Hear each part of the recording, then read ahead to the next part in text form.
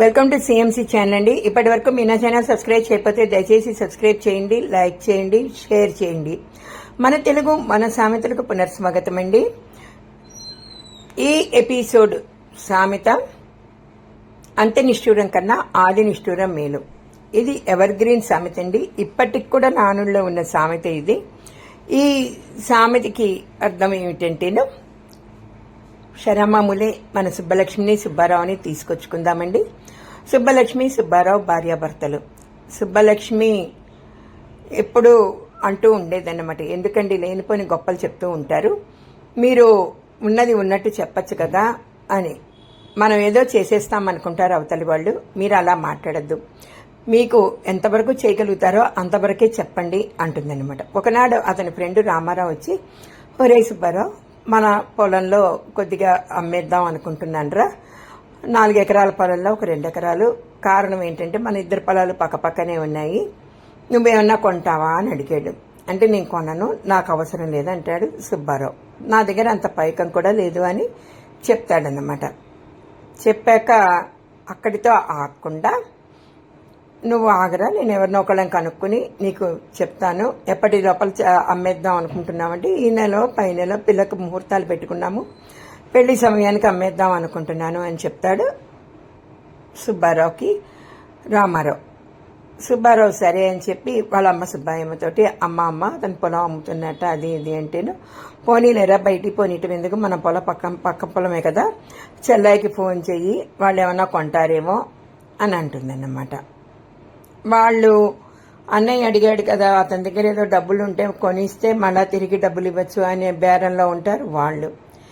ఇలా ఆ పొలం అమ్ముడు పోయిందో లేదో కానీ రామారావు అక్కర మాత్రం దగ్గరికి వచ్చేసింది. 10 సార్లు అడిగాడు, ఏరా మీ చెల్లెలు కొనుక్కుంటుందా కొనుక్కోదా పొలం, లేకపోతే వేరే వాళ్ళకి అమ్మేద్దామా ఏంటి చెప్పు అని. ఒక రకంగా చెప్పాలి అంటే సుబ్బారావు తెగేసి చెప్పలేకపోతాడు. కారణం ఏంటి అంటే తన దగ్గర డబ్బులు లేవు, సర్దలేడు. చెల్లెలు ఏమనుకుంటుందంటే ఇతను సర్దుతాడు అనుకుంటుంది. సుబ్బలక్ష్మి అనేక సార్లు చెప్తుంది సుబ్బారావుకి, మనకు కానిది మనం ఎందుకండి చెప్పాలి, చెప్పద్దు అని. అయినా కూడా సుబ్బారావు వినిపించుకోడు. అలాగే అంటాడు, కానీ ప్రతిసారి అదే తప్పు చేస్తాడు. ఈసారి కూడా అదే తప్పు చేశాడు. కాకపోతే ఇక్కడ ఆడపిల్ల పెళ్లి అయ్యేటప్పటికి రామారావు వచ్చి చాలా నిష్ఠూరంగా చెప్తాడు, ఒరే నువ్వు చెయ్యకపోతే చెయ్యను అని చెప్పేయచ్చు కదరా, అంత నిష్ఠూరం కన్నా ఆది నిష్ఠూరం మేలని, నేను ఇంకోళ్ళని ఎవరినైనా చూసుకునేవాడిని కదా, నువ్వెందుకు అనవసరంగా నేను కొంటాను లేదా మా చెల్లెలు కొంటుంది అని చెప్పావు అని. సుబ్బాయమ్మ కూడా కొద్దిగా నొచ్చుకుంటుంది అనమాట. నిజమే కదా, అక్కడ ఆడపిల్ల పెళ్లి, మనం ముందే చెప్పచ్చు కదా అని. ఇది ఉదాహరణకి ఊరికే చెప్పుకుంటున్నాం కానీ అండి, మనందరి విషయంలో కూడా అలాగే అవుతుందండి. ముందు మనం ఏదేదో చేసేద్దాం అనుకుంటాము, తర్వాత మనం చేయలేకపోతాం అన్నమాట. అనివార్య కారణాల్లో అనేక కారణాలు ఏమైనా కానివ్వండి, ఒక రకంగా మనం అవతల వాళ్ళని ఇబ్బంది పెడతామన్నమాట. అప్పుడు వాళ్ళు అనే మాట ఇది, అంత్య నిష్ఠూరం కన్నా ఆది నిష్ఠూరం మేలు, నేను చెయ్యను అని ముందే చెప్పచ్చు కదా అని.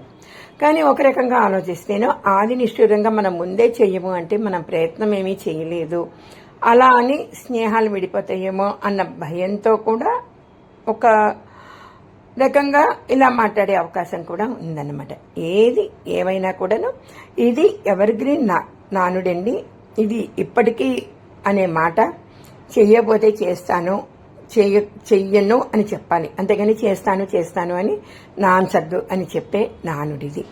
ఇది మీకు అర్థమయ్యేలా చెప్పామని భావిస్తూ మీ దగ్గర సెలవు తీసుకుంటూ మరో సామెతతో మరోసారి కలుసుకుందామండి. అప్పటి వరకు సెలవు. ధన్యవాదాలు.